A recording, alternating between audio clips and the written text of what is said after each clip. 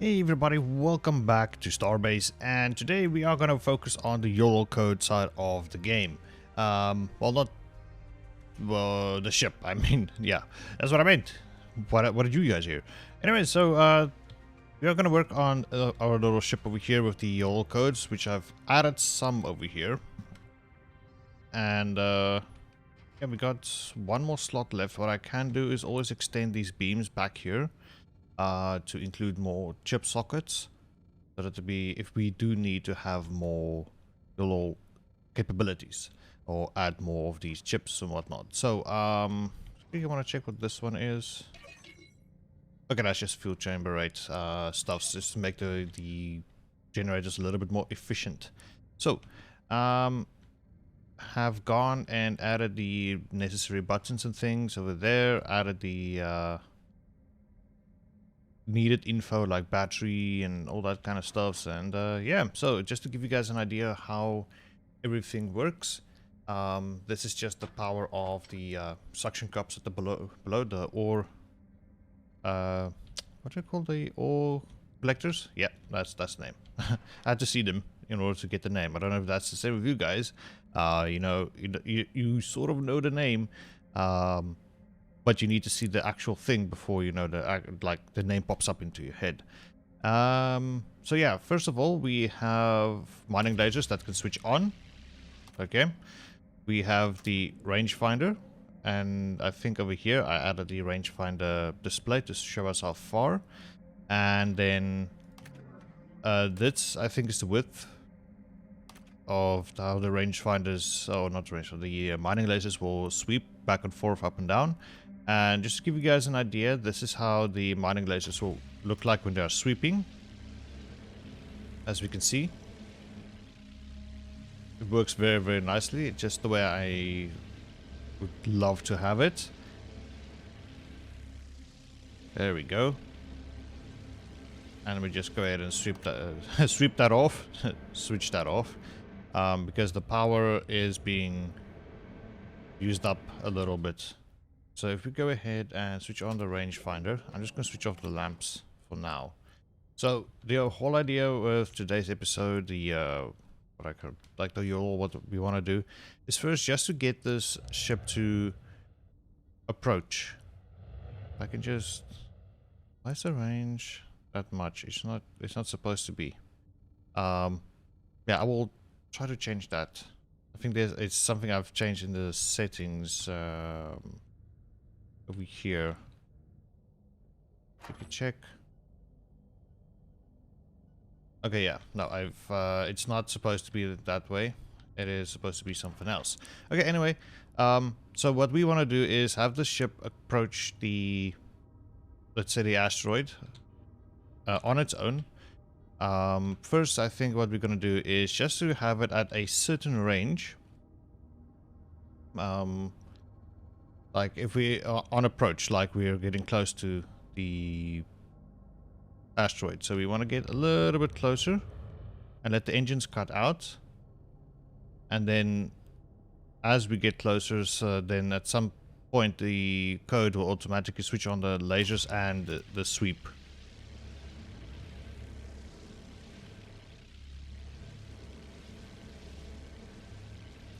And then that will happen. Something like this, so that the code can work on its own, the battery or the mining lasers will work on their own, and all that kind of jazz. I think that will be the idea of today. And then I think this will be the last episode or the next episode, if there's another one.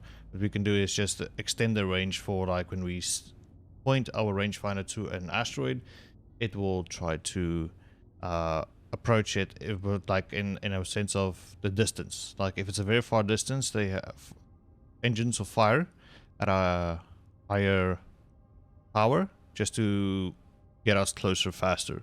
And then at a certain stage, the engines will either cut out or just become, like, how can I put it, just approach slower, like fast, slower, slowest, and up until a point where the ship will stop, and it will start mining on its own up until like when I press that mining button to switch it off manually. And then I think the code would be ready then, so that we can like, the whole idea is just for this ship to we point at a asteroid and we just say go, and it will go and mine the thing on its own. And yeah, before we end this part of the video, I just quickly want to mention that I'm thinking of doing one full build each week. So just one video a week, but it will be a full build where like you'll get periodic updates throughout the video on how a ship will progress and whatnot.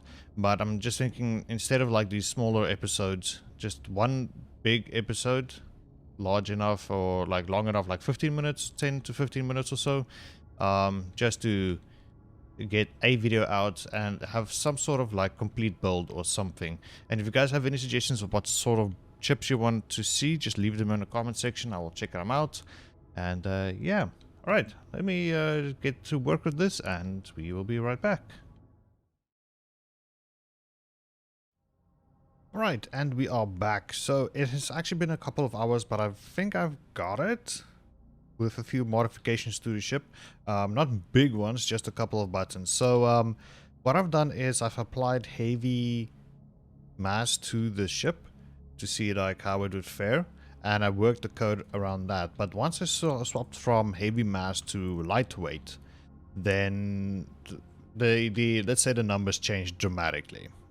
Okay, so what I have done is I've added two buttons, green for lightweight, and red for heavyweight. So what happens is, just to run you guys through it, is you can activate the rangefinder. It will just show you the distance between your ship and an asteroid. But once you hit auto, it will slowly but surely go towards the asteroid. And once in range, it will go ahead and mine. It will even, like, what I've done with the code is it would switch on these lamps, just because, and it will turn on these ore collectors. Now, I don't know how to properly work with the ore collectors to switch them off if everything has been mined or, like, broken up into pieces. There might be a way, but I'm not gonna waste my time on it. So it's just gonna be on for like, yeah, whenever like the they will be on. Okay, once the ship is in range, they will be switched on, and that's it. What I could probably do within the code is, if the auto button has been clicked, then the ore collectors will switch off. So because like how I see it in my mind is like, you're done with this asteroid and you're now looking for the next one, so you rotate your ship and whatnot, so the ore collectors are not looking towards the asteroid because it probably have been mined out. So I was thinking, yeah, that could be a thing we could add. There is still some place to improve. I've been already thinking of using not just one but two YOLO chips in order to go ahead and like work regarding the different weight distribution. Now, the only thing that is sort of a manual input is you have to sort of guess if your ship is like heavyweight or lightweight. There is no really any way to see in an ore crate how heavy your ship is, other than like you see how fast you're traveling. That's like the only thing I can think of. If there was like a numerical value somewhere that can indicate how heavy your ship is, then it would have been nice to know, like when the ship is heavy capacity or light capacity, but there is no such thing. Other than if there's something that can show you the warp class of your ship, your ship strength factor, because if we go ahead and remove the mass amount of mass to the ship, it will increase, or well, this one will. And if we go ahead and add maximum mass, and let's say apply to all, as we can see, it will change once again from 3 to 2. And if you guys didn't know, the reason for the ship strength factor, as long as it's 1.0, it will fly straight, or it will fly. It will fly, but slowly, but it will surely, I think. I don't know. I'm more like a heavy ship guy. But anyways, so hold on. Let me just quickly get the experiment set up, and then we will start with the lightweight version. Hold on. Alright, we are back here in the testing mode. I tried to do a little bit of a demonstration and I forgot about a very crucial thing. Anyway, so we are about 119, 120 distance away from our ore crate over there. The code that I've written does work from anything larger than 250 distance. So they will be like, if you point to an asteroid, you hit the auto button, then it will start flying towards it. The problem I had, the demonstration I had before, was I forgot to choose what is our ship. Our ship is now currently lightweight, so the green button. So that means the ship will now be considered lightweight, meaning very little to no ore on board. All right. I suspect that you might at some point start using the heavy button, not to after a few minutes of mining, then I think you will start using the heavy button. But let's go ahead and press auto, and as we can see, the back engines are firing back there. So just to show you guys, no hands, nothing. The ship is now flying on its own, going towards the asteroid, our makeshift asteroid over there. And yeah, it's all good and well. And as we can see, the ship is a little bit faster. If we just, you know, position ourselves, we can see there is no, like, the way the ship is moving. It will become clear when we do the heavy weight version. But this is just to get this out of the way. As you can see, the engines will die down very soon. There we go. And we're getting close enough. It will stop on its own. There we go. Now it is mining on its own. The reason, like, I want to change the code a little to let the engines cut out a little bit earlier. I feel like this is a little bit too close, but it's still getting the job done. As you can see, that laser is hitting above, but just barely above. So if you get too close to an asteroid, like mining lasers might not work as well.